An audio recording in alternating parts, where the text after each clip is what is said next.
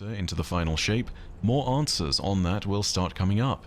And the final shape, of course, will have a lot of answers about the nature of those conflicts.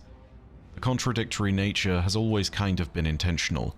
Whatever the witness says, maybe don't trust it. The quote in itself, as far as the deepest parts of the law community are concerned, has become a little infamous because it's been seen by some people as the diffusing of the entire question of whether the winnower is real or not. Most people have seen this quote and have stated that the whole of the unveiling law book must therefore be lies and that it comes from the witness and therefore the witness is real but the winnower is not. And here's the thing. Robert Brooks doesn't call the law book lies. He states that what is and what isn't real within unveiling is deeply unclear by the nature of the text. And to be honest, my position has always been that, yeah, we can't trust everything we read in unveiling because, I mean, the book was written for us. It was written with an agenda in mind. It was always propaganda. It was always trying to convince us. But the question remains, whose propaganda? Yes, it came from the same relic as the initial communication from our sinister shadowed clone, and yes, that communication, based on its pronoun usage and on the use of the word salvation over and over again, likely came from the witness.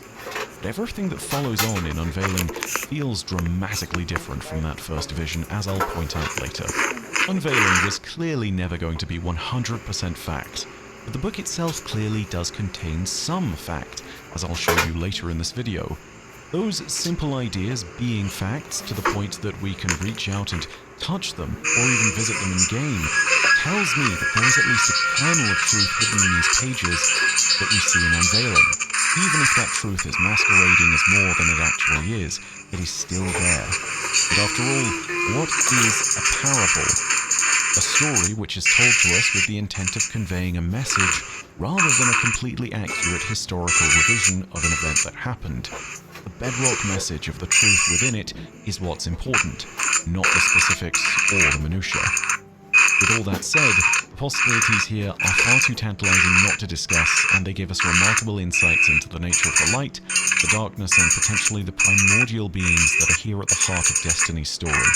So yes, I will say again, give Final Shape the room in your mind to tell its own story, but do also know that whilst normally my videos would give you insight, this one might not be the same.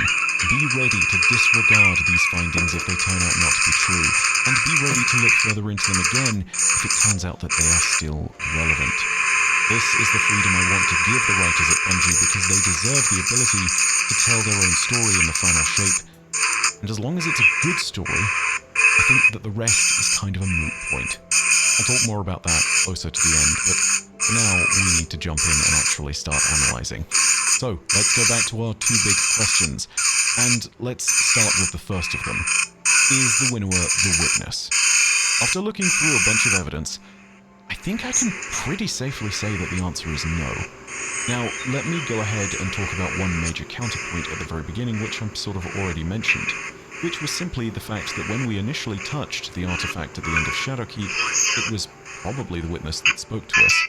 But then afterwards, the artifact seemed to reveal Unveiling, and that supposedly is from the perspective of the winnower, which is not necessarily the witness. But it's the same artifact. We recovered both from a Black Fleet vessel. Now that is certainly true, but hear me out for a second. We don't know what this artifact does, and if it is merely a conduit for communications of some sort, as we can